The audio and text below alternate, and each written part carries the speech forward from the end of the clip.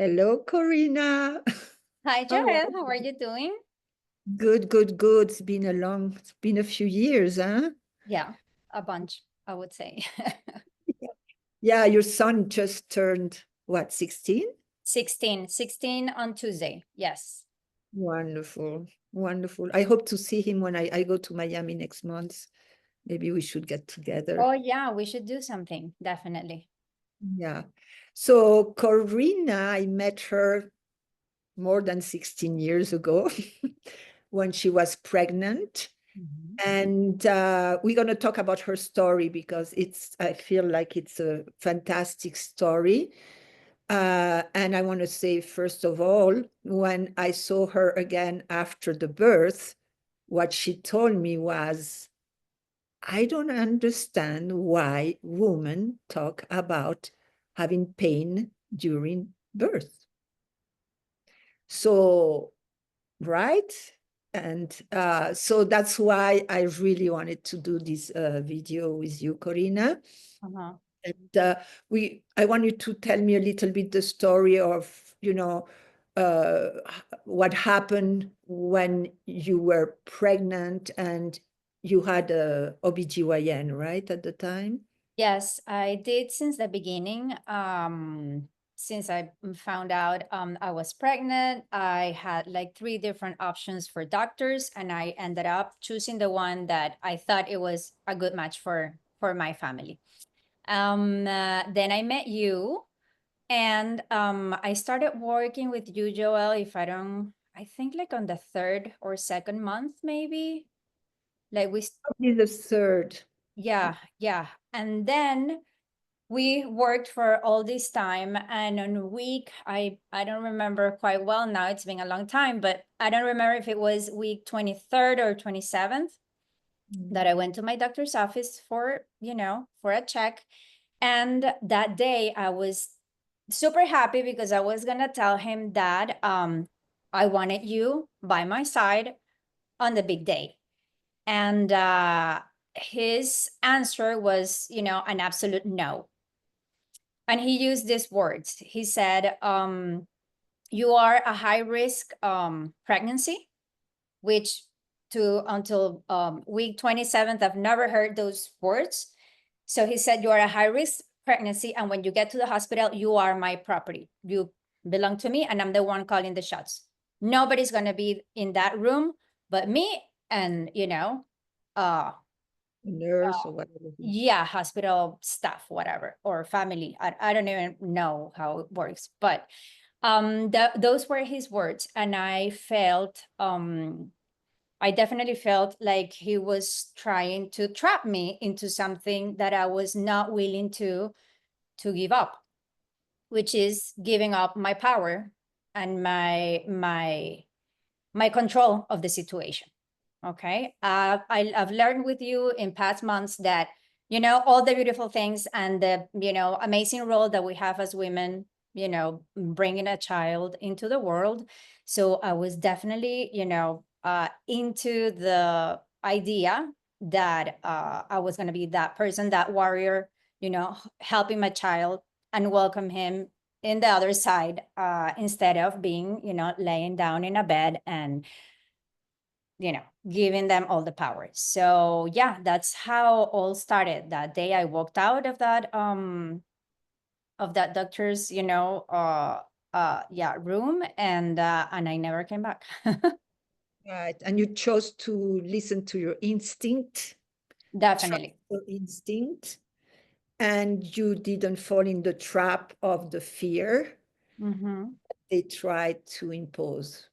That's Now, yeah, I mean, I was using Feldenkrais, moving you around with Feldenkrais. I knew how you were available and there was no holdings or blockages or stories there to interfere or make it difficult. And you really chose to keep your power and not fall for the fear.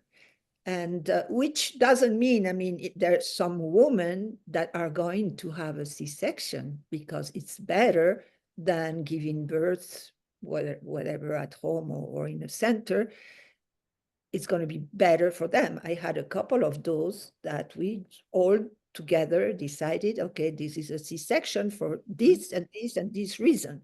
You were a high risk pregnancy, but you didn't even know why. He had never told you about. He never told me. He never told me why. The one thing that we talked throughout the pregnancy is that in the umbilical cord, and I'm not gonna get scientific about it because I don't know the right terms. In the umbilical cord, there are like two veins going out with like old blood, and one coming in with new blood with new nutrients. Yes. And Tadeo's umbilical cord has only one and one. So I used to joke around and say that he was already an eco child because he didn't have, he only had two, and so that he was already, that conscious. So that was the thing. But throughout the pregnancy, the whole point was to check very often and to make sure that he was getting all the nutrients and everything was fine. And my baby grew up perfectly in my womb. Every time they make measurements, everything was in the right place.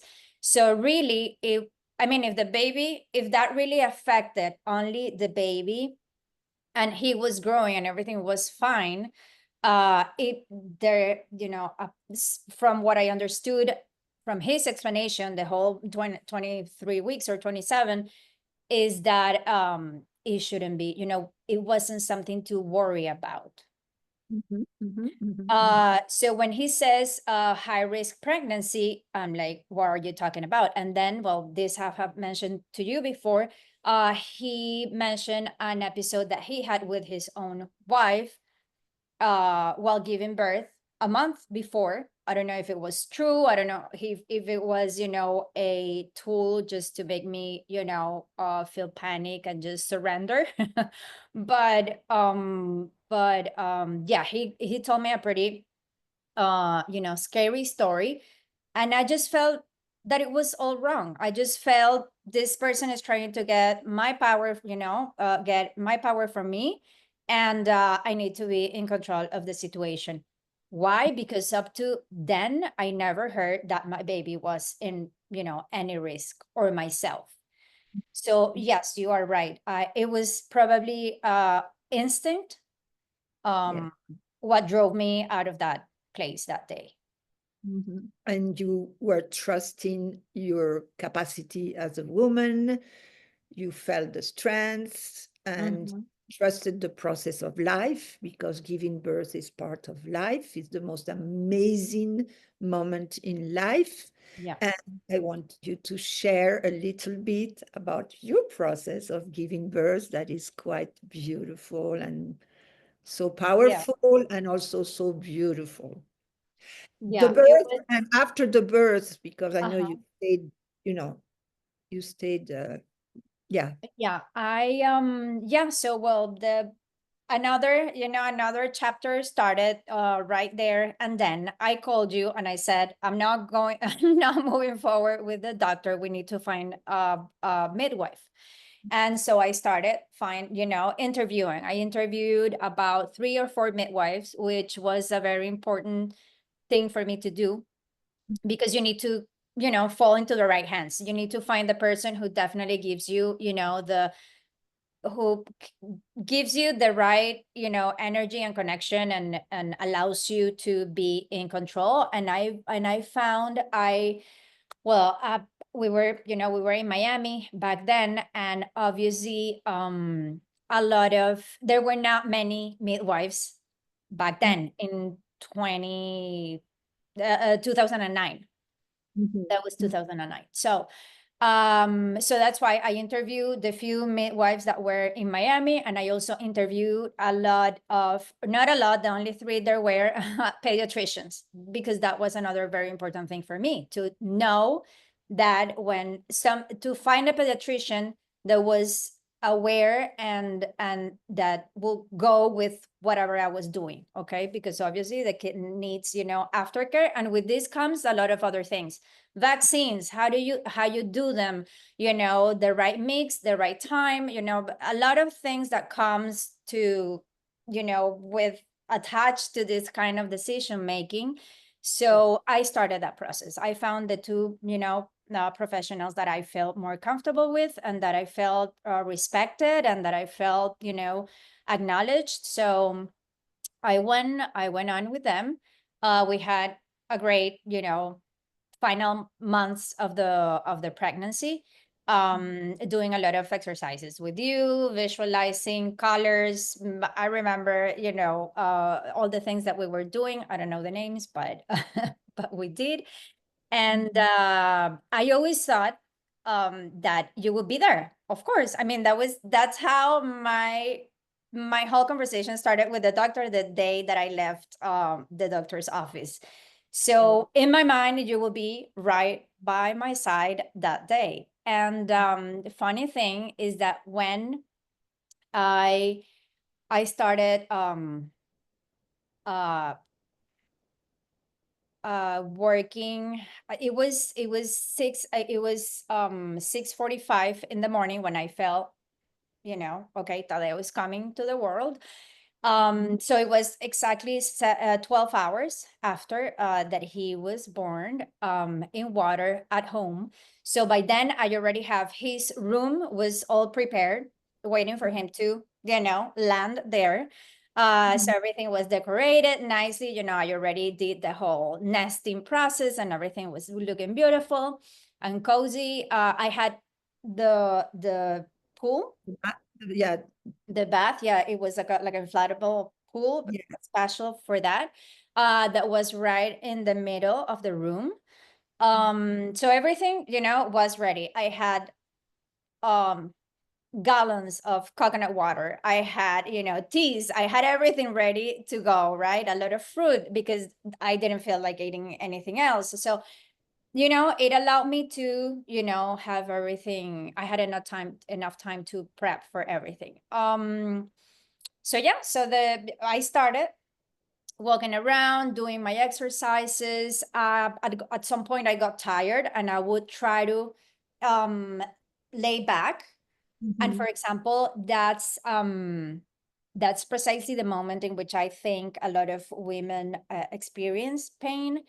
And is because I felt like all the weight of my womb was on top of my spinal cord. I Yes, and the And I kidney. felt the pressure, and every time a contraction would come, I would feel all the pain in my spinal cord. So then I realized, okay, this is why we need to be in four, and this is why we need to, you know, play and hang from our, you know, partner's neck, or the, you know, all the movements that we learn how to do before that. So that went for almost 12 hours.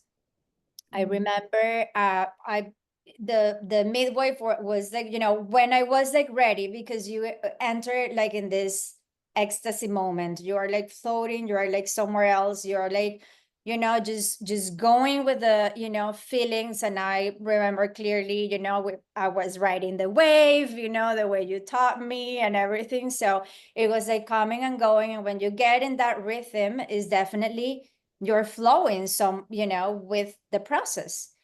Um, and of course we were waiting, because even though I wanted to get in the warm water, that would have relaxed too much my muscles. So, and I needed to, you know, dilate a little bit more. So we waited a little bit. I was already like somewhere else. And then we put the warm water in the tub, and I went in. 40 minutes later, Tade was underwater looking at me with the biggest eyes, you know, I've ever seen. He was like that, underwater, like a little fish. And that was it. That was end of the story. We had a beautiful, I mean, he was welcomed in his room, you know, surrounded by his family, love, pets, everything was, you know, super calm and easy. And one of the things that for example, that I did mention to you earlier is that I always thought you were gonna be there. For me, it was like, you know, obviously my conversation with that doctor started there, and but I didn't need you.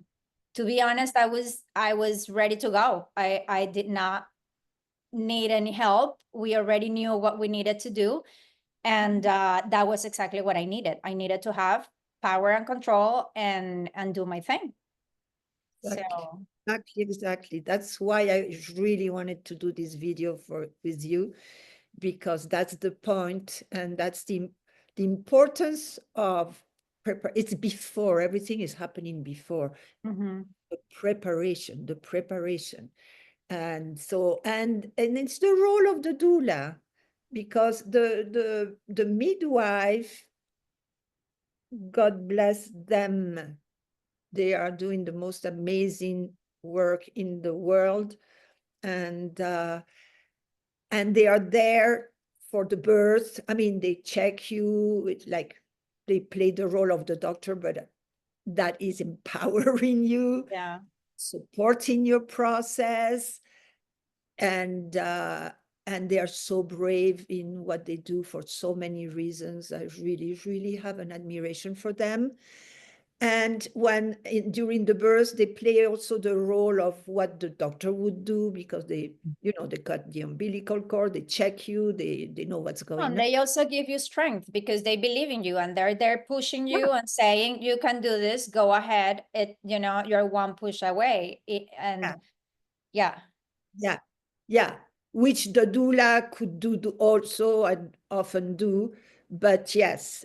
And the thing is that the doula plays the other role of, like, more in a way psychological, but can check on working in many ways, like trauma birth, checking if if you have holdings in your body, if you have tension, and just be a support. Like I always tell my girls, you can call me around the clock. Yeah. I'm available, Yes. you know? So it makes a difference. And they know you. They Mm-hmm. know you in all levels, physical, emotional, mental. Even I use astrology oftentimes. Uh-huh. So because that gives me like a more scientific reference of what's going on with you and how to be a better support for you. But Mm-hmm. yes, we are an unconditional, never-ending support. And you guys learn, like, by having a doula from the beginning. Before, years ago, I used to start when the pregnant woman was 3 months pregnant, Okay. because the baby chose to stay. Okay. Yes, but now I say the earlier the better, because even if the baby doesn't choose to stay, who's going to support you, Yeah. right?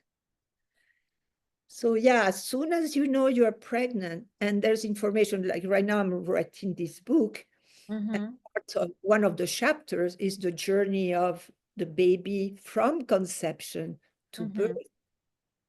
If you know that from the beginning, from the moment you know you're pregnant, you know what's going on. And you also realize the parallel between your process in pregnancy as a mother, Yeah. the the development of the fetus. There is such a parallel, is absolutely fascinating. And when Mm-hmm. you know that, you can avoid things like nausea during the first 3 months. Oh, wow. Okay. Big one. Which Oh I my, didn't have, by the way. I don't think I did. No, I didn't. yeah. But it's because you are a person that has this, that owns your power and has an instinct and listens to it. And that's one of the main things I want women to Mm-hmm. remember, because you know it in a certain level, but we grew up in a system that creates fear, fear, fear, fear, fear. Yeah. So if you trust the process, if you trust your instinct, if you trust yourself, and if you trust life, that is the core of how different Mhm. your pregnancy and birth and post-birth, Yeah. postpartum is going to happen. So I really appreciate Mhm. you taking the time to have this conversation, and I hope it inspires a lot of other women. Definitely, definitely. I would say, yeah, follow, your instincts. It's and ride that wave. Learn how to ride that wave, because at the end, that's gonna take you to, to the right place, you and your baby, and yeah, have that certainty that it brings peace to your mind to have control. Is not about having control irresponsibly, or Yes, yes, being headstrong about things, mhm, but definitely following your instincts. yes. And then, like you mentioned that you were going into this space of ecstasy, during the Mhm. process of giving birth. This is not like we have babies every day. No, no. It's a moment in your life that is unique, so Mm-hmm. powerful, so deep, so sacred. And it's so wonderful to allow yourself Mm-hmm. go into those spaces Mm-hmm. and meet your baby from there, Yeah. right? It's an initiation for you, it's an initiation for the baby, and it's like it brings you into a dimension of life that is way bigger, Mm-hmm.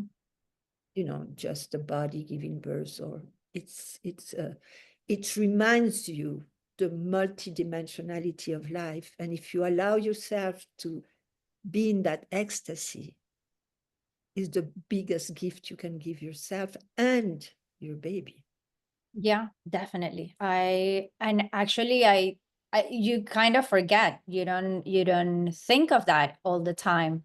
And now that we're talking about it, I'm remembering the way I felt and everything, and the whole wave thing. And yeah, definitely. I felt like I was levitating. I was not here, like physically, like I didn't, and that's why you don't need anybody, or you feel like you don't. Of course, all the help is welcome, but that's why I didn't call you. That's why, the people that are around you are only assisting the process, but Yeah. you are doing everything, and you are the one. I mean, I felt totally like I was in a cloud. I was like, doing my thing, moving, and with each movement, understanding and visualizing, by visualizing that he was getting closer and closer, to be with me out there. So yeah, it was really an amazing experience. And that's why I'm very careful when I talk to, if nowadays I don't talk so much about my, the birth of my child, just because I'm 46 now. My child is, 16, is just not in, like a social thing anymore, because I'm not, of that age. But I remember back then, everybody who heard about my story that, was about to give birth or whatever, a lot of people close to me try to go that route.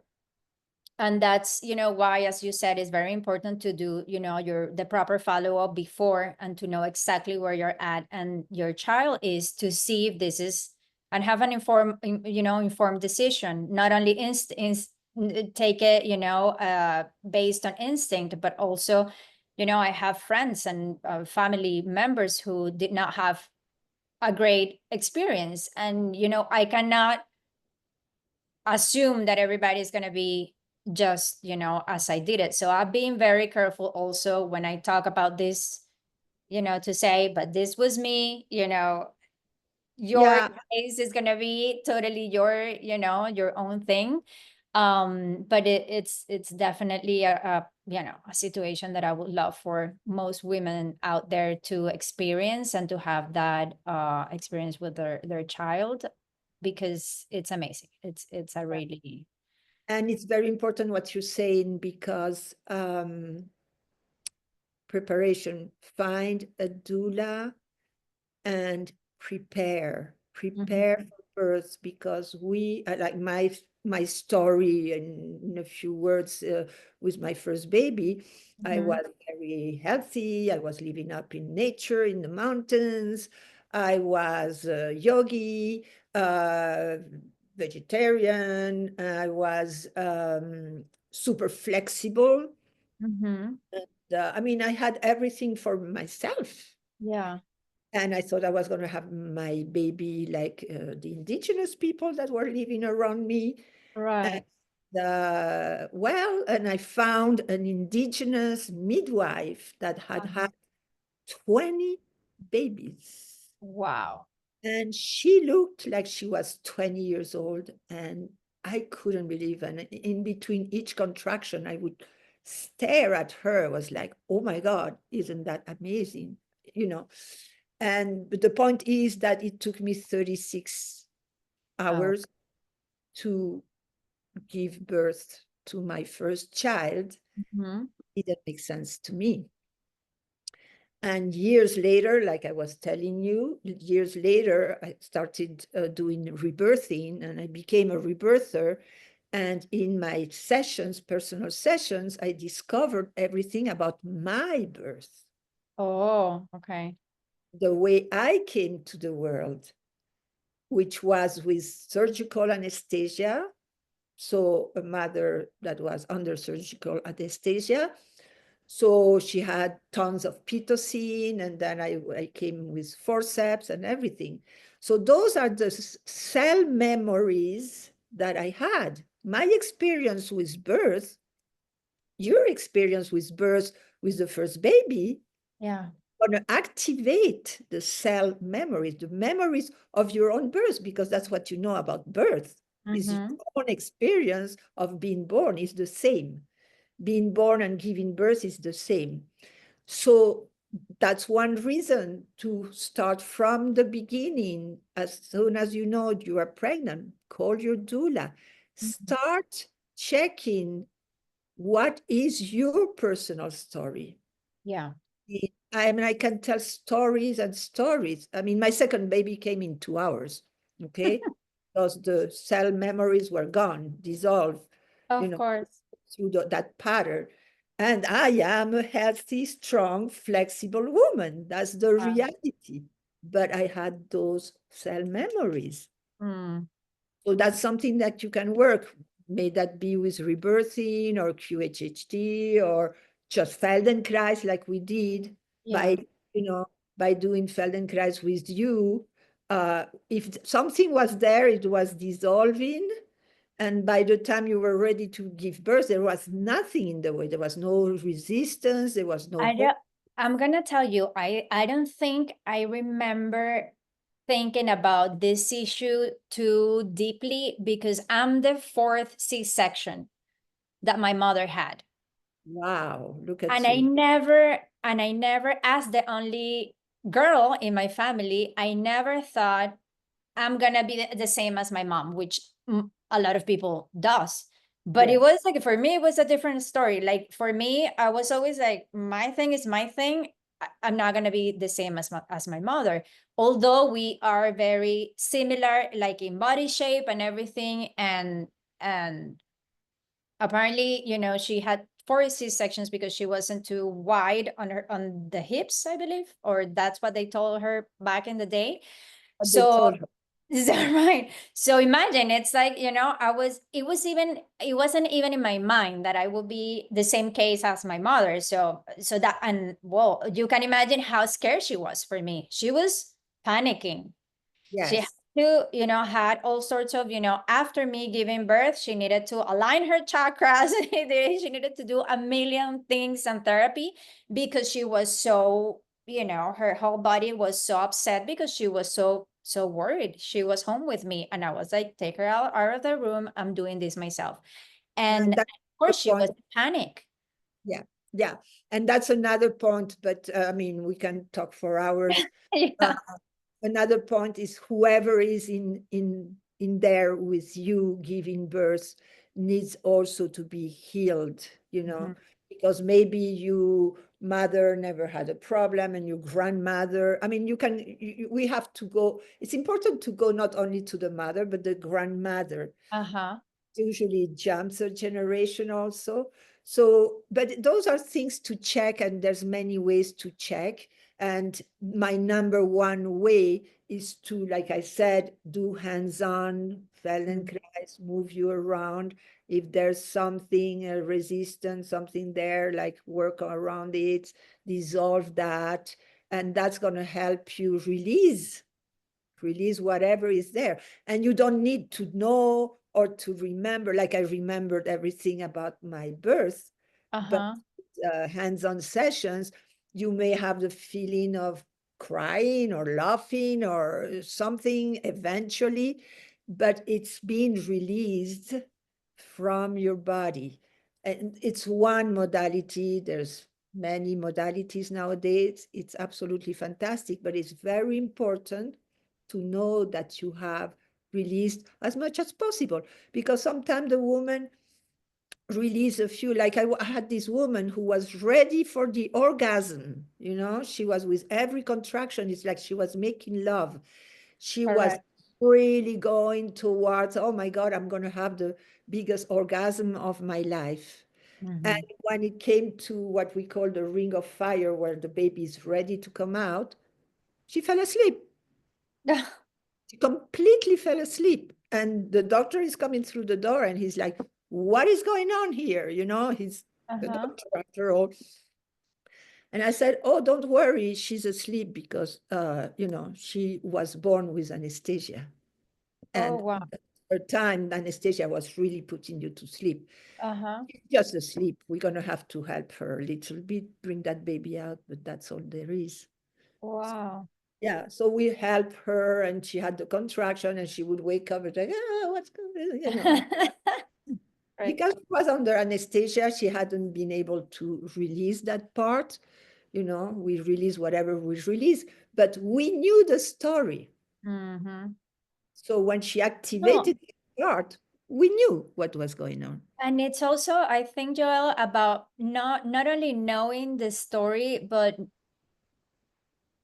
how can I put this? But contemplating it from love and understanding that's not necessarily just your story. So, as I'm telling you, I knew my mother's story, but I never thought it was my story. It had to be my story. So it was like, okay, this is her case, necessarily not mine. And I looked at it with love and compassion and feeling for her, and but I never made it mine. So I think that's also important to you Yes. know And again, when I listen to you, what I'm listening is like you're really listening to yourself, to Mhm. you, you know? Yeah. So, yeah, that's a big part of the work. Absolutely. So, thank you for all the aspects of what you shared. And also, ladies, even if you are going to have a C-section, because It's sometimes necessary. Yep. has thing to do, and we can make it magical. Mhm. I have been in C-sections there with the mother as a doula and with the baby. Mhm. And taking over the baby and bringing him back into warm water and doing all the massage and all the things he missed on because he didn't go through the canal, learning everything about life in this planet, in this dimension, in this density. You need to know how it works, and that's something you need to be able to give to the newborn baby that came through section, but we can make it magical. So, Corina, thank you so much. Thank you. Thank you for calling. Thank you for bringing me back to to all these feelings, which were amazing. And I'm so close to my son's birthday. That is amazing. That yesterday was Women's Day, and in 2 days is Tadeo's birthday. Is like the right treat for I 2 days. know we were even going to do this video on his birthday at first, but I was thinking also that because yesterday was International Women's Day. Yeah. Oh my God. And honestly, Corina, the whole time we were talking, I had chills all over my body. I had chills all over my body because I always remember your experience.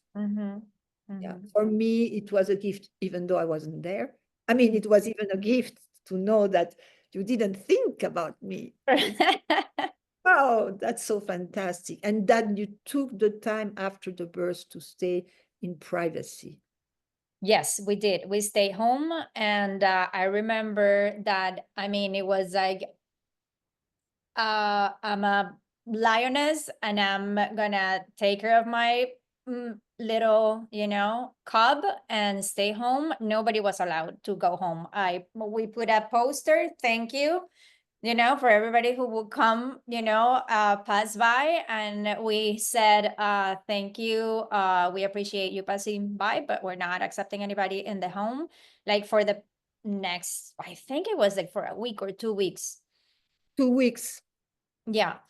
And that's it. And I remember people leaving stuff, in the front door, or, you can help however you want. If you want to leave a meal, if you want to, because of course we did it, on our own. We didn't have like the nurses or anything at home. So, or my mother was helping, but she was, as I told you, devastated. She was emotionally very, shaken. So, like on the third day, I said, like, second day, I was like, Mom, okay, go home, because she wasn't doing well.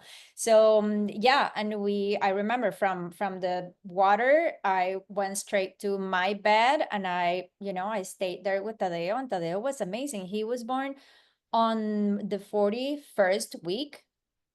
So he was full grown, no yellow fat around, his face or anything. I mean, his nails were out, his eyebrow. I mean, he was ready to go. And so it was a really, really amazing experience. And I always, I'm so grateful that you were part of that, and that you guide me, and that you put me in the right, path to gain that power and to do exactly what I wanted to do.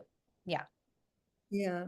Yeah. Thank you for being open and ready and in contact with your guts. And yeah, that's very inspiring.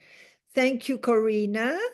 Thank And you, Joelle. I hope it's going to help and inspire a few of you. And I will put my email address under in case anybody has a question. Please feel free to connect. Okay. Bye. Bye.